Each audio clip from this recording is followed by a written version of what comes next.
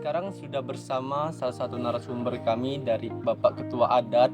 Nah, mungkin nih Pak, teman-teman ada yang belum kenal nih dengan Bapak. Nah, mungkin Bapak bisa untuk memperkenalkan diri Bapak terlebih dahulu lagi, Pak.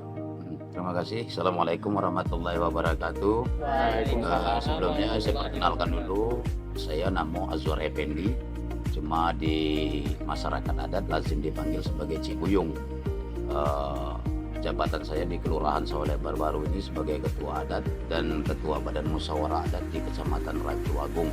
Nah, di sini kami dari mahasiswa Universitas Yasin Bengkulu nih Pak ingin bertanya meliputi seputar adat yang ada di Provinsi Bengkulu nih Pak. Mungkin dari teman-teman ada yang ingin ditanyakan?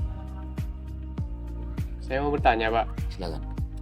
Apakah adat budaya mengatur aspek kehidupan manusia? Nah, terima kasih. Jadi sebelumnya saya jelaskan dulu bahwa perlu kita ketahui adat itu adalah suatu kebiasaan yang dilakukan sekelompok orang kemudian diakui secara turun-temurun, ya kan? Adat itu pasti bersanding dengan tradisi, ya kan? Apa itu tradisi? Tradisi itu juga sesuatu yang diturunkan oleh nenek moyang kita dari generasi ke generasi dan diakui secara turun-temurun. Maka disebutlah adat dan tradisi. Apa itu ya? Jadi selama ini adat di Kota Bengkulu ini alhamdulillah sudah berjalan sebagaimana sudah diatur dengan undang-undang yang sudah diperdakan oleh pemerintah, Undang-Undang 29 tahun 2003 tentang pemberlakuan adat di Kota Bengkulu. Jadi Pak, bagaimana sih pelaksanaan adat budaya pada zaman sekarang? Jadi seiring masuknya budaya luar di Kota Bengkulu ini, tentu ini jadi satu tantangan bagi kami orang-orang adat. Karena selama ini adat ini berjalan sebagaimana sudah diatur oleh orang-orang terdahulu.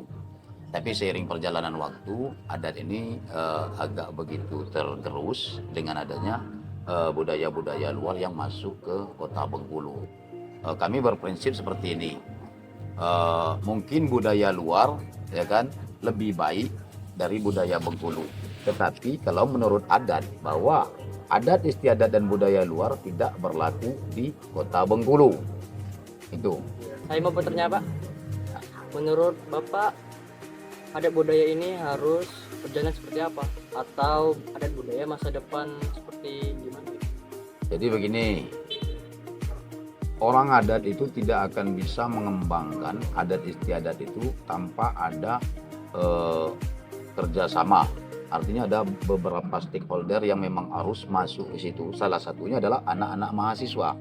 Karena mahasiswa ini pertama tentunya nanti kami berharap kepada instansi pemerintah untuk bisa masuk ke kampus-kampus atau ke sekolah-sekolah dari mulai tingkat SD sampai ke perguruan tinggi. Artinya mereka akan memberikan atau bersosialisasi tentang bagaimana metode atau kiat-kiat kita untuk mengembangkan adat dan budaya ini agar supaya jangan hilang di telan zaman. Itu harapan kami. Jadi artinya seluruh orang-orang yang ikut di dalam, khususnya di Kota Bengkulu ini kan, di Kota Bengkulu ini mereka harus ikut mendukung untuk membantu mengembangkan adat dan budaya ini sendiri. Itu.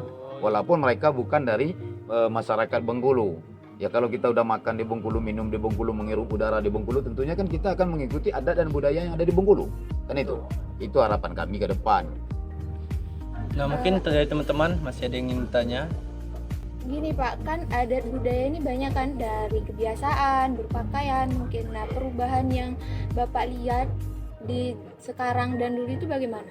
Jadi kalau dilihat dari ada apa namanya tuh adat kebiasaan, udah pasti karena seiring perjalanan berubahnya dari zaman wow ke zaman now sekarang ini kan. Ya. Kan sekarang zaman now kan, dulu zaman wow. Nah tentu banyak penurunan daripada peningkatan. Tapi yang dikatakan adat dan budaya itu adat tidak pernah mengajarkan keburukan kepada masyarakatnya kan. Tentu ini harus jadi satu catatan bagi kita bahwa adat itu baik dan benar. Nah, jadi itu satu catatan. Nah, kenapa saya katakan memang kalau penurunan memang sudah banyak. Ada beberapa kebiasaan yang dilakukan oleh orang Bengkulu ini, misalnya cara berpakaian, kemudian cara bertamu ke rumah-rumah orang, ini udah banyak yang tidak dilakukan lagi oleh masyarakat itu Bengkulu ini, karena mereka sudah banyak suku ras yang masuk ke Bengkulu, maka adat istiadat itu dengan sendirinya mungkin agak tergeser, bukan hilang tapi agak tergeser dari kebiasaan-kebiasaan yang dilakukan orang Bengkulu karena ada orang lain yang masuk ke kota Bengkulu itu. Baik, mungkin di sini saya minta sedikit saran nih Pak buat teman-teman yang di luar sana. Kan sudah banyak nih di masyarakat ataupun anak-anak muda di Provinsi Bengkulu ini terlalu mengikuti zaman now kan, sudah terlalu mengikuti adat-adat di luar seperti berpakaian pendek, sudah tidak memenuhi seperti adat-adat yang sesuai dan yang sudah ditetapkan oleh pemerintah. Nah, mungkin bagaimana sih cara Bapak untuk mengatasi ataupun saran-saran buat teman-teman yang ada di luar sana seperti itu Pak? Jadi ini kembali kepada pemimpin sebenarnya, karena di Bengkulu ini kami tahu sekarang sedang gencar-gencarnya pemerintah kota, terutama Bapak Wakil Wali Kota ini memberikan semacam pengarahan kepada kami seluruh orang-orang adat ini untuk dapat menegakkan adat itu. Kami dari orang-orang BMA, Badan Musyawarah Adat, kemudian bekerja sama dengan MUI, kemudian dengan pemerintah kota, kami akan berusaha untuk membuat satu kesepakatan agar nanti harapan masyarakat yang selama ini mungkin sudah hilang akan ditata kembali secara pelan-pelan. Jadi tidak serta-merta ini bisa terjadi, ya kan? Tapi dengan pelan-pelan mudah-mudahan nanti adat dan kebiasaan ini akan kembali seperti semula. Salah satu budaya itu yang disebutkan tadi, jadi budaya itu semacam kompilasi. Ada beberapa budaya, ada beberapa tradisi yang dilakukan oleh masyarakat Bengkulu dari zaman dahulu sampai sekarang. Salah satunya yaitu tadi ado tabon, ado dol, ado tarian, ya kan? Ya. Kemudian ada salah satunya budaya perkawinan, ya kan? Awang antaran, kemudian tenjor namanya. Banyak lagi macamnya tuh. Ada yang hadang gala, hadang kipas, hadang selendang. Itu sudah termasuk tradisi dan jadi budaya orang Bengkulu. Sebelumnya kan aku belum tahu kalau main dol itu untuk ada acara apa itu Pak? Jadi acara dol itu kan adalah budaya yang biasa dol itu tuh digaungkan di dalam acara festival Tabon atau tahun satu Muharram, di tahun Muharram.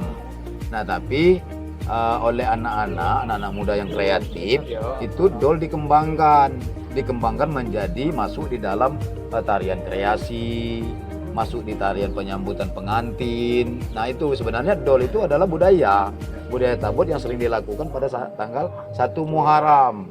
Nah baik, itu mungkin tadi penjabaran singkat dari Bapak Ketua Adat kita tadi, Bapak Cik Buyung. Nah mungkin teman-teman dapat mencerna dan juga memahami mengenai adat yang ada di Provinsi Bengkulu ini.